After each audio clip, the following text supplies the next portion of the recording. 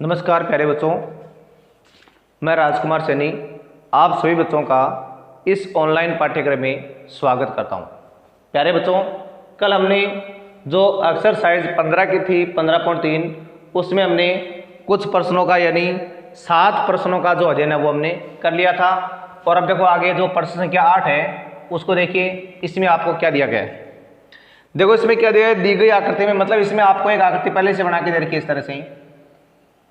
ये मान लो हमारे पास एक क्या रहा, वृत्त आ रहा है और ये मान लो इसका कोई व्यास है ए बी, यह इसका सेंटर आ रहा है ओ, और उसके बाद में इसकी कोई भी दो जीवाएं आ रही है इस तरह से। ये मान लो यहाँ सी पर मिल रही है। अब आपको इसका मान दे रखा है 6 सेमी, इसका मान दे रखा आपको 8 सेमी, और ये भाग पूरा क्या कर रखा है, इसको छायांकित कर रखा है। और ये छायांकित भाग कितना है, देखो ये यहाँ वाला ये भी छायांकित है पूरा, और ये वाला भाग भी क्या है, छायांकित भाग है। तो अब आपको करना क्या है, इस पूरे छायांकित भाग का क्षेत्रफल है वो प्राप्त करना है। समझ में आ गई बात। यानी आपको एक डायग्राम पहले से बना के दे रखा है सवाल में, जिसमें ए बी क्या है, इसका व्यास है वृत्त का, और ये ए सी और बी सी दोनों का मान आपको दे रखा है 6 सेमी और 8 सेमी। अब देखिए कैसे निकालेंगे।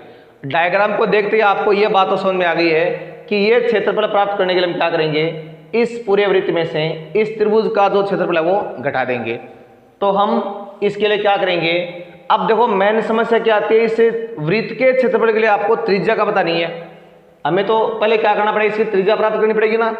अब त्रिज्या कैसे प्राप्त करेंगे, ये आपका हो गया एक समकोण त्रिभुज। अब देखो समकोण त्रिभुज यहाँ पर लिखा हुआ नहीं है, लेकिन फिर भी देखो ये समकोण क्यों होता है वो बता दूं मैं आपको। जब आपको 12 की प्रश्नावली पढ़ाएंगे तो वहां पर आप एक प्रमेय पढ़ोगे कि अर्धवर्त में बना कोण क्या होता है, समकोण होता है। तो यहाँ पर मैं देखो उसको एक बार सीधे लिख रहा हूं, यानी अर्धवर्त में बना कोण क्या होता है, समकोण होता है। तो ये बात आप एक बार डायरेक्ट याद रखो। इसका मतलब ये हुआ कि मेरे पास जो कोण सी है ना वो कितने डिग्री का है, 90 डिग्री का है। अब जब ये सी 90 डिग्री का हो गया है तो इसका मतलब ये हुआ कि आप इस त्रिभुज में पाइथागोरस प्रमेय लगा सकते हो और उससे आप इस ए बी का मान निकाल सकते हो। तो मैंने लिख दिया त्रिभुज ए बी सी में पाइथागोरस प्रमेय से। जब आप इसमें पाइथागोरस प्रमेय लगाओगे तो यहाँ पर जो कर्ण का मान आपका बन रहा है वो तो बन रहा है ए बी, यानी ए बी स्क्वायर बराबर आएगा A C square plus B C square के। अब ये ए बी स्क्वायर आ रहा है सेम, ये 6 का स्क्वायर हो गया और ये 8 का स्क्वायर हो गया। अब जो ए बी स्क्वायर हमारे पास वो आ रहा है 36 प्लस 64, और ए बी स्क्वायर का मान मेरे पास क्या आ गया, 100 आ गया, और ए बी का मान मेरे पास क्या आ रहा है, √100 आ रहा है। और जो ए बी है वो मेरे पास आ रहा है कितना, 10 सेंटीमीटर आ रहा है। अब जब ए बी का मान 10 सेमी आ गया तो आप जानते हैं कि त्रिज्या का मान क्या हो गया, 10 का आधा यानी 5 सेंटीमीटर आपको त्रिज्या वो प्राप्त हो गई है। अब हम क्या करेंगे, अपना वो नियम लगाएंगे, यानी आपको लिखना है छायांकित भाग का क्षेत्रफल, यानी छायांकित भाग का क्षेत्रफल बराबर क्या देगा, यानी वृत्त का क्षेत्रफल माइनस त्रिभुज ए बी सी का क्षेत्रफल। और आप जानते हैं जो वृत्त का है वो तो हो गया पाई आर स्क्वायर, माइनस त्रिभुज का हो गया 1/2 गुणा आधार गुणा ऊंचाई। तो पाई का मान तो देखो आपके पास यहाँ पर आ रहा है कितना, 22/7, और त्रिज्या का देखो अभी आपने मान निकाला था कितना, 5। तो आप यहाँ पर रख दोगे 5 गुणा 5 माइनस 1/2। अब देखो मेन बात क्या है कि त्रिभुज का आप आधार क्या मानेंगे, क्या आप ए बी को आधार मानोगे। तो ध्यान रखना बच्चों, जब भी आपके पास कोई समकोण त्रिभुज आए तो उसमें आपको बिल्कुल ध्यान रखना है कि जो त्रिभुज आपकी समकोण होती है उसमें जिस समकोण का जो निर्माण करने वाली जो भुजा होती है ना आपकी, एक तो ये भुजा है, एक ये भुजा है। हमेशा आपको इन्हीं भुजाओं क्या मानना होता है, लंब और आधार मानना होता है एरिया निकालने के लिए। तो यहाँ पर हमारे पास क्या देगा, समकोण का निर्माण ये ए सी और बी सी कर रही है ना, तो हमारे पास क्या आ गया, 6 और 8 का में आ गया 9 की 10। अब ये आ गया 22 गुणा 25/7, माइनस में 2 से काटा इसको 3 बार, और 3 अंठा 24। अब ये आ गया मेरे पास 5 दूनी 50, 5 50 5 55, 550/7 -24/1। जब यहाँ पर आप 7 लघुत्तम लेंगे तो 550 माइनस 7 चौक 28, 2 और 14 2 हो गए 16 यानी 168। जब आप इन दोनों को लेस करोगे तो आपके पास यहाँ पर मान आ जाएगा 2, फिर यहाँ पर हो गया कितना 7, तो बच रहा है 8, 382/7 सेमी स्क्वायर। और अगर आप इसमें जब 7 का भाग लगाते हो तो भाग है आपका 7 पंजो 35, 3 2 7 चौक 28 और बचा कितना 4 0 7 पंजो 35, फिर आ गया 7 सेमी स्क्वायर। तो ये तो आपने क्या प्राप्त कर लिया है, इस प्रश्न संख्या जो 8 है उसका आपने हल प्राप्त कर लिया है। अब देखो आप आगे, तो देखो बच्चों प्रश्न संख्या 9 में हमारे पास क्या रहा है, ये ABCD है ना, कोई वर्ग बना हुआ है और उसके बाद में क्या कर रहा है, मतलब इस प्रत्येक भुजा को इसने व्यास मान रखा है इस तरह से, और व्यास मान के इसने ऐसे एक अर्धवृत्त बना दिया, फिर इसको व्यास माना और एक ऐसे अर्धवृत्त बना दिया, उसके बाद में इसको व्यास माना और एक ऐसे अर्धवृत्त वो बना दिया, इसको व्यास माना और एक ऐसे अर्धवृत्त वो बना दिया। अब ये जो छायांकित भाग बन रहा है, इस छायांकित भाग का क्या निकालना, आपको क्षेत्रफल वो प्राप्त करना है। तो देखो हम इस छायांकित भाग का क्षेत्रफल कैसे निकालेंगे, इसके लिए हम ऐसा करेंगे, देखो हाँ ये छायांकित भाग है और देखो इसकी जो भुजा दर की आपको वो 10 सेमी दर की है, इस वर्ग की भुजा आ रही है 10 सेमी, ये मानोगे तो भी 10 सेमी, ये भी 10 सेमी और ये भी 10 सेमी। अब देखो बच्चों यहाँ पर हमें पता है कि इस वर्ग में से हम ये जो खाली भाग बचा रहे हैं, ये खाली भाग, ये खाली भाग, ये खाली भाग और ये खाली भाग, ये चारों खाली भाग अगर हम घटा दें तो हम इस छायांकित भाग का क्षेत्रफल आराम से निकाल सकते हैं। लेकिन जो खाली भाग है न तो आपका कोई त्रिभुज बन रहा है, न कोई आपका इसमें ये चतुर्थांश बन रहा है, न कुछ अर्धवृत्त बन रहा है, मतलब कुछ भी नहीं बन रहा है। तो हम यहाँ पर क्या करेंगे, इनका पहले अलग से इनका एरिया निकालेंगे, किसका, फर्स्ट सेकंड का, और ये मान लो हमारे पास है थर्ड और फोर्थ। पहले हमें इनका जो एरिया वो अलग से निकालना पड़ेगा। तो देखो इसके लिए आपको मैं देखो एक डायग्राम अलग से और बना रहा हूँ इसी का। तो मान लो मैंने ये अलग से डायग्राम दूसरा और बनाया है, ये अर्धवृत्त है, ये भी अर्धवृत्त है और ये भी अर्धवृत्त है, और हमारे पास क्या, ये भी अर्धवृत्त है। ये छायांकित भाग है आपका, ये भी छायांकित भाग है और ये भी छायांकित भाग है। आपका मेन काम क्या है कि आपको इस फर्स्ट और सेकंड का क्या निकालना है, एरिया। तो देखो इसके लिए मैं क्या करूँगा, इस पूरे ABCD में से मैं, यानी जो आपका ये ABCD बना हुआ है वर्ग है, इसमें से देखो मैं मेरे पास एक तो इधर क्या बन रहा है, ये अर्धवृत्त बन रहा है, दिख रहा है आपको अर्धवृत्त इधर वाला, ये नजर आ गया ना। एक देखो इधर भी आपके पास ये क्या बन रहा है, पूरा एक अर्धवृत्त बन रहा है। तो मैं जब फर्स्ट और सेकंड का निकालूंगा तो मैं क्या करूंगा, इस पूरे वर्ग में से इस अर्धवृत्त का और इस अर्धवृत्त का क्या घटा दूंगा, क्षेत्रफल वो घटा दूंगा, जिससे मेरे पास क्या देगा, भाग फर्स्ट और सेकंड का क्षेत्रफल आ जाएगा। तो पहले मैं यही करने वाला हूं यहाँ पर। अब इसमें एक बात आप और देखिए, देखो ये जो अर्धवृत्त बना हुआ है इसका देखो व्यास क्या है, इसकी भुजा के बराबर 10 सही व्यास, तो इसकी त्रिज्या कितनी होगी, इसकी त्रिज्या होगी 5 सेंटीमीटर। तो आपको लिखना पड़ेगा पहले भाग फर्स्ट व भाग सेकंड का क्षेत्रफल, यानी मैं इन दोनों भागों का पहले निकाल रहा हूं अलग से। तो मैं क्या करूंगा, वर्ग का क्षेत्रफल माइनस 2 गुणा अर्धवृत्त का क्षेत्रफल, यानी मैं इस वर्ग के क्षेत्रफल में से 2 अर्धवृत्तों का क्षेत्रफल वो घटा रहा हूं। ये पूरा वर्ग हो गया, ये अर्धवृत्त इधर हो गया और अर्धवृत्त इधर हो गया। अब देखो वर्ग का आप जानते हैं भुजा स्क्वायर होता है 2 गुणा जो अर्धवृत्त है उसका होता है 1/2 पाई r स्क्वायर। अब यहाँ देखो भुजा का मान मेरे पास देखो 10 है, तो 10 गुणा 10 आ गया, माइनस ये दोनों कट हो गए सीधे, और पाई का देखो इस वाले में आपको पाई का मान 3.14 अलग से दिया गया, तो आपको वही काम लेना है। और त्रिज्या का मान मेरे पास कितना है, 5 गुणा 5। अब देखो ये तो मान हो गया 100 माइनस 3.14 गुणा 25।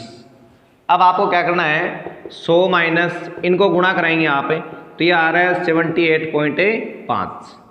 अब जब आप इनको घटाओगे तो मान बचेगा आपका 21.5 सेमी स्क्वायर। तो ये तो आपने भाग फर्स्ट और सेकंड का क्या निकाल लिया, क्षेत्रफल। अब देखिए जितने बड़े आपके फर्स्ट और सेकंड भाग है उतने आपके थर्ड और फोर्थ भी है, तो वो आपको सीधे लिखने हैं। इसी प्रकार भाग थर्ड व भाग फोर्थ का क्षेत्रफल जो मेरे पास क्या आ गया है 21.5 सेमी स्क्वायर, क्योंकि आपने दो का एक साथ निकाला है। पहले आपने भाग फर्स्ट और सेकंड का एक साथ निकाला, ऐसे आपका थर्ड और फोर्थ का भी एक साथ क्या हो गया 21.5 सेमी स्क्वायर। लेकिन मेरे को तो वास्तव में इस डिजाइन का क्षेत्रफल निकालना है ना। अब मैं क्या करूंगा, इस पूरे वर्ग में से इस भाग फर्स्ट और सेकंड का और भाग थर्ड और फोर्थ का क्षेत्रफल वो घटा दूंगा, तो मेरे पास इन चारों का जो एरिया वो बच जाएगा। तो मैंने क्या लिख दिया, छायांकित डिजाइन का क्षेत्रफल, छायांकित डिजाइन का क्षेत्रफल। तो आप क्या लिखोगे, वर्ग का क्षेत्रफल माइनस भाग फर्स्ट व सेकंड का क्षेत्रफल और प्लस भाग थर्ड व फोर्थ का क्षेत्रफल। ये थर्ड है यहाँ पर। अब देखो वर्ग का क्षेत्रफल आप जानते हैं भुजा स्क्वायर होता है, माइनस इन दोनों का देखो आपने एक साथ निकाला था कितना 21.5, यहाँ पर आ गया 21.5। ऐसे आपने थर्ड और फोर्थ का भी एक साथ निकाला था यहाँ पर 21.5, तो इसका भी आ गया 21.5। अब इसकी भुजा रखी आपने तो 10 गुणा 10 माइनस ये हो गया 43, यानी मेरे पास आ गया 100 माइनस 43, यानी आ रहा है कितना 57 सेमी स्क्वायर। तो ये आपने छाया की जो डिजाइन है उसका आपने क्षेत्रफल वो इस तरह से प्राप्त कर लिया है। तो अब देखो बच्चों अगला नेक्स्ट प्रश्न, उसमें आपको क्या दिया गया है, प्रश्न संख्या 10 को देखिए आप। जो 10 नंबर प्रश्न है उसमें आपके पास आ रहा है,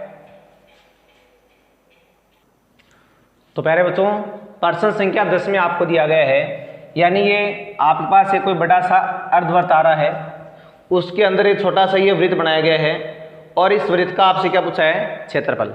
जबकि प्रश्न में क्या दिया आपको, इस अर्धवृत्त की त्रिज्या 7 सेमी है, तो ये 7 सेमी है, तो आपको पता है ये भी 7 सेमी होगी और आपको पता है ये भी कितनी होगी 7 सेमी। यहाँ पूरी कंप्लीट होगी ना, ये भी 7 सेमी, ये भी अर्धवृत्त की त्रिज्या है, ये भी त्रिज्या, ये भी त्रिज्या, तो मतलब ये 7 सेमी क्या बन गया, इस छोटे वाले का व्यास बन गया। अब छोटे वाले देखो त्रिज्या कितनी होगी इसकी, इसका आधा हो गया, यानी इसकी त्रिज्या होगी आपकी 7/2 सेमी। समझ में आ गई ना बात। अरे जब ये 7 सेमी है और ये भी 7 सेमी है तो ये भी 7 सेमी हुई, और जब ये 7 सेमी तो छोटे वाले क्या बन गए, व्यास बन गया, और व्यास है तो इसकी त्रिज्या क्या आ गई 7/2। तो आपको क्या लिखना पड़ेगा इसमें, यानी छोटे वृत्त की जो त्रिज्या है r वो 7/2 सेमी आ गई। अब आपको लिखना है छोटे वृत्त का क्षेत्रफल, छोटे वृत्त का क्षेत्रफल जो होता है πr²। तो यहाँ पर आप 22/7 लिख दोगे और ये आ रहा है मेरे पास 7/2 गुणा 7/2। एक 7 को आपने कट कर दिया, 2 से काटा इसको 11 बार, और मेरे पास आ रहा है 11 गुणा 7/2, तो ये आ रहा है 77/2, या इसको आप 38.5 सेमी स्क्वायर आप इसको लिख सकते हो। तो ये तो आपने जो प्रश्न संख्या 10 है उसका आपने उत्तर प्राप्त कर लिया है। अब आगे देखो प्रश्न संख्या 11 में आपको क्या दिया गया है। तो देखो बच्चों प्रश्न संख्या 11 में ये लिखा हुआ है, इसमें लिखा है यदि R1 व R2 त्रिज्याओं वाले दो वृत्तों की परिधियों का योग R त्रिज्या वाले वृत्त की परिधि के बराबर हो तो आपको इनमें सही विकल्प है उसको चुनना है। तो यानी आपको प्रश्नानुसार ये रखा है, प्रश्नानुसार, यानी R1 तथा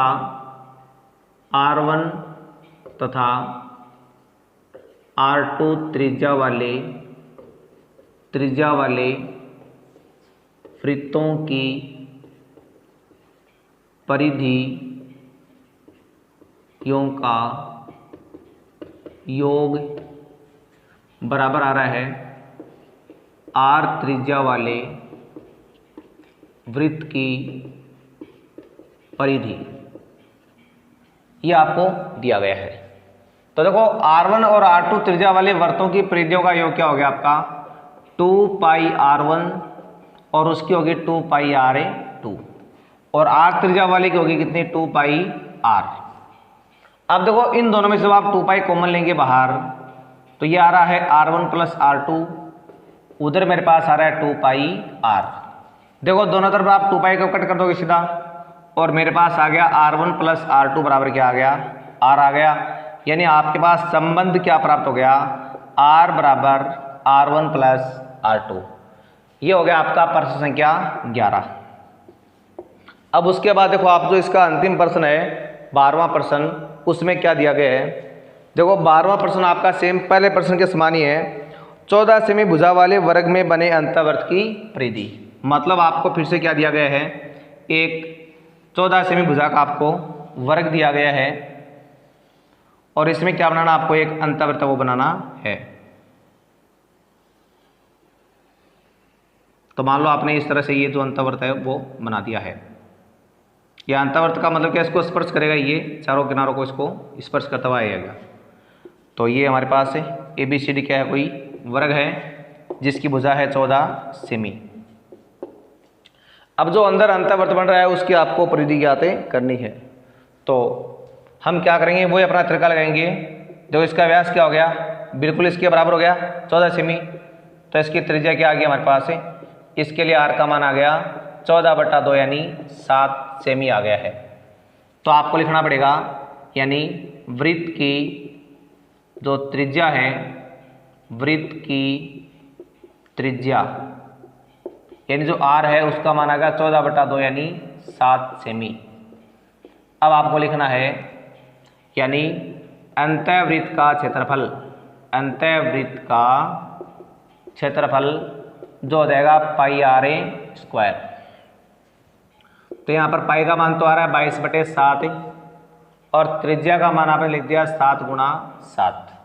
ये 7 आप कट कर सकते हो और ये आ गया 22 × 7 यानी 154 सेमी स्क्वायर। अब मेरी बात सुनो, अगर आपसे इसका क्षेत्रफल पूछे तो आपको ये निकालना है। बाकी इस सवाल में आपसे क्षेत्रफल ही पूछा गया क्योंकि परिधि का सवाल आपका पहले आ गया था 1 नंबर सवाल में। और अगर आपसे परिधि पूछ ले तो आप इसकी परिधि भी निकाल सकते हो। मैंने इस सवाल को क्षेत्रफल के हिसाब से निकाला है क्योंकि परिधि निकालने का जो कार्य है वो आपसे पहले प्रश्न में पूछ चुके हैं, इसलिए हमने यहाँ पर इसका क्या निकाला है, क्षेत्रफल। और बाकी अगर आपकी बुक में परिधि लिखा हुआ है, आपसे अगर परिधि पूछ ले तो आप इसकी परिधि भी निकाल सकते हो ऐसे, यानी अंतःवृत्त की परिधि, अंतःवृत्त की परिधि। तो परिधि का आप लगा देंगे 2 पाई R 2 × 22/7 × 7, ये कट हो गया 44 सेमी। तो ये क्या आ गई इसकी परिधि। तो देख लो आपकी बुक में अगर परिधि लिखा है तो आप परिधि प्राप्त कर लेना, और अगर आपकी बुक में क्षेत्रफल लिखा है तो आप क्षेत्रफल को प्राप्त कर लेना। मैंने यहाँ पर आपको दोनों चीज़ें वो निकाल के बता दी है, बाकी आप देख लेना आपकी बुक के अनुसार जैसा जो कुछ है वो आप इनमें से एक निकाल देना। तो प्यारे बच्चों, इसके साथ ही जो हमने ये प्रसारित जो संख्या थी जो 15 की, उसको हमने कंप्लीट कर लिया है। बाकी जो इसके एग्जाम्पल हैं, उदाहरण हैं, उनकी एक बार आप खुद कोशिश कर लेना।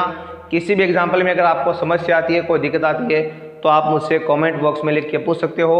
और कल हम एक नया टॉपिक शुरू करेंगे, कौन सा करेंगे ये आपको कल पता चलेगा।